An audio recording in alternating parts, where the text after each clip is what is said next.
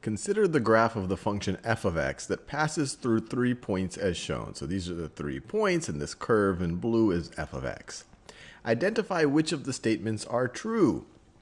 So they give us these statements. Let's see, this first one says f of negative a is less than 1 minus f of negative a over a. So this seems like some type of a bizarre statement. How are we able to figure out whether this is true from this right over here? So let's just go piece by piece and see if something starts to make sense. So f of negative a, where do we see that here? Well, this is f of negative a. This is the point x equals negative a. So this is negative a, and this is y is equal to f of negative a. So this is f of negative a right over here. And what we know about f of negative a, based on looking at this graph, is that f of negative a is between 0 and 1. So we could write that 0 is less than f of negative a, which is less than 1. So that's all I can deduce about f of negative a right from the get-go. Now let's look at this crazy statement. 1 minus f of negative a over a. What is this? Well, let's think about what happens if we take the secant line, if we try to find the slope of the secant line between this point and this point. Or if we wanted to find the average rate of change between the point negative a, f of negative a, and the point 0, 1. If this is our endpoint, our change in y is going to be 1 minus f of negative a. So 1 minus f of negative a is equal to our change in y, and our change in x going from negative a to 0. So change in x is going to be equal to 0 minus negative a, which is equal to positive a. So this right over here is essentially our change in x over our change in y from this point to this point. It is our average rate of change from this point to this point. So it is our average rate of change, or you could say it's the slope of the secant line. So the secant line would look something like this. Something like this. Slope of the secant line. So this right over here is slope of secant line between from negative a, f of negative a, to 0, 1. So just looking at this diagram right over here, what do we know about this slope? And in particular, can we make any statements about that slope relative to, say, 0 or 1 or anything like that? Well, let's think about what a line of slope 1 would look like. Well, a line of slope 1, especially one that went through this point right over here, would look something like this. A line of slope 1 would look something like this. So this line right over here that I've just drawn that goes from negative 1, 0 to 0, 1, this has slope 1. So this slope is equal to 1.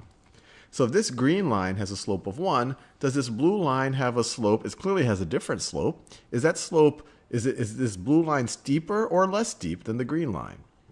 Well, it's pretty clear that this secant line is steeper than the green line. It's increasing faster, so it's going to have a higher slope. So looking at it from this diagram, this blue line has a slope higher than 1, or the slope of the secant line from negative a, f of negative a to 0, 1, that is going to be greater than 1. So this thing right over here is greater than 1. So we're able to deduce this thing right over here is less than 1. This thing over here is greater than 1. So this thing is less than that thing. So this must be true. Now let's look at this one. We're comparing the slope of the secant line. We're comparing the slope of the secant line that we just looked at. So this is the same value right over here. So we're comparing this slope right over here to what's this? F of a minus 1 over a. Well, this is the slope of this secant line. This is the slope of this secant line that I'm drawing in this. Let me do it in more contrast. Let me do it in orange. That is the slope of this secant line. The slope of this secant line. So which one has a higher slope? Well, it's pretty clear that the blue secant line has a higher slope than this orange secant line.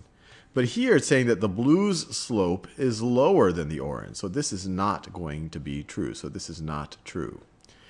Then finally, let's look at this over here. F of a minus f of negative a over 2a.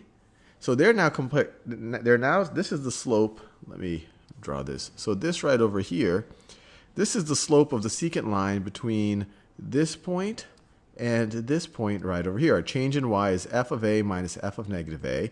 Our change in x is a minus negative a, which is 2a. So this is this secant line right over here. So let me draw it.